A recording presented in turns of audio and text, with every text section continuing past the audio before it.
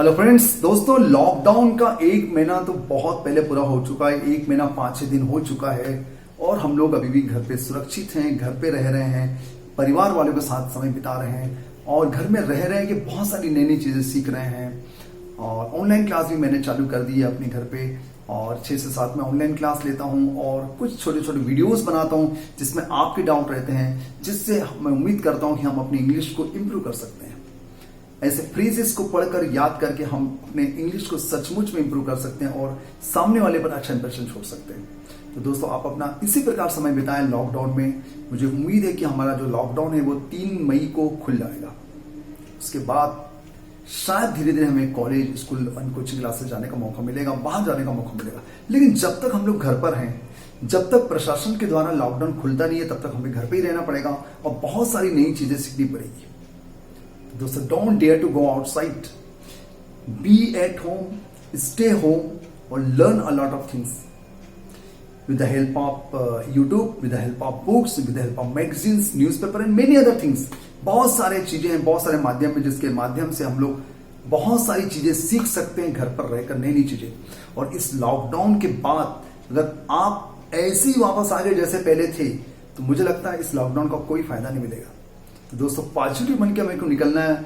Lockdown में बहुत सारी नई नई चीजें सीख कर हमें निकलना है ताकि हम लोग कह सकें कि हम लोग ने इस लॉकडाउन का भरपूर इस्तेमाल किया, सही इस्तेमाल किया, बहुत सारी नई नई चीजें सीखी। दोस्तों, इसी क्रम में मैं रोज आपके लिए एक फ्रेज लेके आता हूं जिसमें आपके डाउट रहते, मेरे डाउट रहते हैं और ऑनलाइन क्लास में रहता हूं। धन्यवाद, thank you very much. Hello friends, this is Deepak Chauhan. दोस्तों, आज मैं फिर आपके सामने एक नया फ्रेज लेके आया हूं। बहुत ज्यादा इस्तेमाल किया जाने वाला फ्रेज है और हम लोग अधिकतर कहते हैं कि on the tip of one's tongue, on the tip of my tongue, on the tip of your tongue, on the tip of her tongue वगैरह वगैरह।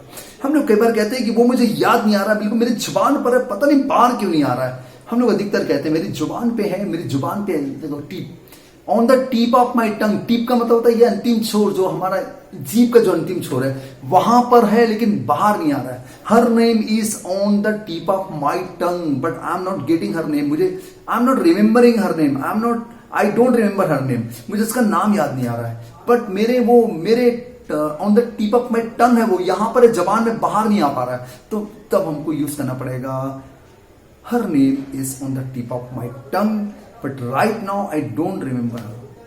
हर name is on the tip of my tongue but right now I don't remember her name. जब भी आपको ऐसा कोई question याद नहीं आ रहा हो, जब भी आपको कोई ऐसी घटना याद नहीं आ रही हो, जब भी आपको ऐसी कोई बात याद नहीं आ रही है, तो आप कहेंगे it is on the tip of my tongue but right now I don't remember. तब इस्तेमाल करेंगे दोस्तों on the tip of my tongue. मेरे जीभ में तो ऑन माई टंग, तुम्हारी जीभ में तो ऑन योर टंग, उसकी जीभ में तो ऑन हर टंग। जो भी यूज करना चाहें तो आप पॉजिटिव एडजेक्टिव को बदल सकते हैं। जिसके बहुत सारे सेंटेंसेस लेते हैं और हम लोग इसको अगर अंग्रेजी में समझे तो हम लोग इसको बोलेंगे about to come to my mind. It is about to come to my mind. ये मेरे दिमाग में आने वाला है पर आ नहीं रहा है। मेरे दिमाग में बस आने वाला आ नहीं रहा है, मैं भूल रहा हूं, मुझे उस चीज अभी याद नहीं आ रही है। तो इसके बहुत सारे सेंटेंस लेते हैं हम लोग एक के बाद एक। Okay,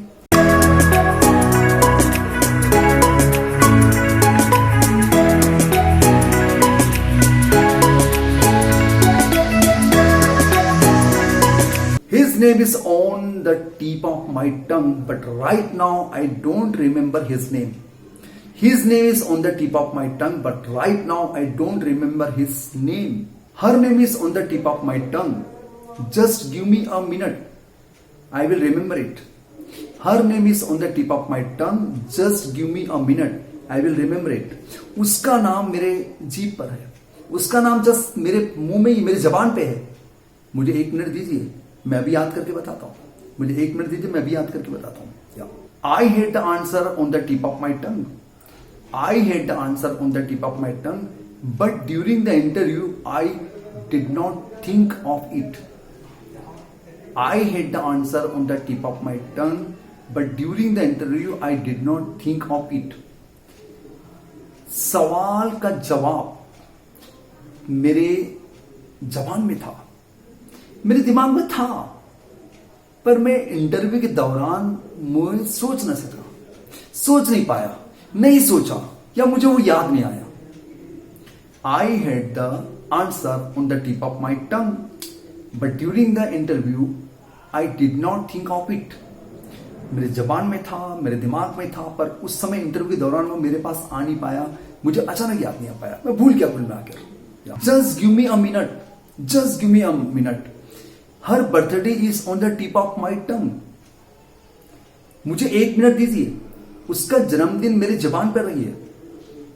her birthday is on the tip of my tongue. मुझे 1 मिनट दीजिए, उसका जो बर्थडे मेरे दिमाग में है, बस आ रहा है, बिल्कुल बिल्कुल आ गया यहां तक, बाहर निकलने को है बस। Okay, just give me a minute. Her birthday is on the tip of my tongue. I can't exactly remember the title of the book. I can't exactly remember the title of the book. It is on the tip of my tongue. It is on the tip of my tongue. मुझे किताब का title याद नहीं आ रहा है, मैं किताब का टाइटल याद नहीं कर सकता हूं, ये मेरे जबान पर ही है, बिल्कुल मुझे याद नहीं आ पा रहा, मैं क्या करूं। There was a question on the tip of his tongue. There was a question on the tip of his tongue, but he was unable to ask it. There was a question on the tip of his tongue. उसके दिमाग में एक question था, उसके दिमाग में question था। There was a question on the tip of his tongue. उसके जबान पर एक क्वेश्चन था on the tip of his tongue, but he was unable to ask it. लेकिन वो पूछने में असमर्थ था, पर वो पूछ ना पाया क्योंकि याद ही नहीं आ रहा था। वो पूछ नहीं पाया क्योंकि उसे याद नहीं आ रहा था। तो मुझे उम्मीद है कि आपने आज का जो टॉपिक था, इस फ्रेज को बहुत एंजॉय किया होगा। और जब भी कई बार ऐसे मौके आते हैं, कोचिंग क्लास में, कॉलेजेस में, स्कूल्स में, और भी जब हम अपने दोस्तों से बातचीत करते हैं, टेलीफोन करते समय, टेलीफोन में बातचीत करते समय, कई बार वो चीज याद नहीं आती अचानक। हम लोग सोचते रहते हैं, अरे यार, it was on the tip of my tongue, it was on the tip of my tongue, बस जस्ट थोड़ा देर रुक जा, बिल्कुल अभी याद आ जाएगा। तब हमें ऐसे फ्रेजेस की जरूरत पड़ती है दोस्तों। मुझे उम्मीद है कि आपको ये फ्रेज पसंद आया होगा। बहुत बढ़िया फ्रेज है। स्पीकिंग में जनरली बोलने की जरूरत पड़ती है। और वीडियो अच्छा लगा तो लाइक करें, अधिक से अधिक लोगों को शेयर करें, और इस प्रकार के जो भी आपको डाउट्स है आप क्वेश्चन कर सकते हैं, उसका वीडियो मैं जरूर बनाऊंगा। ओके, बहुत जल्द मिलेंगे इसी प्रकार की नई कोशिश के साथ, नए प्रयोगों के साथ, आपके मेरे डाउट के साथ। धन्यवाद, थैंक यू वेरी मच। बहुत जल्द मिलेंगे।